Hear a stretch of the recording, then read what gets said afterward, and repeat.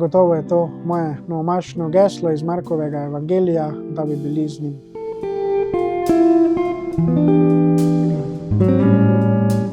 Zagotovo je velika opora redno vsakodnevno obiskovanje udeležbe pri sveti Evharistiji, redna molitev, pa tudi vsi, ki me podpirajo z molitvijo.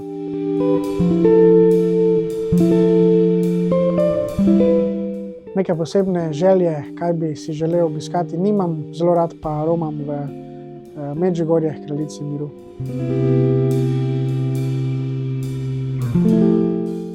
V dobro voljo me, trenutno najbolj spravijo srečevanja z mojimi nečaki, res tisto mladostniško, otroško veselje, radoživost, igrivost, to me trenutno najbolj spravi v dobro voljo.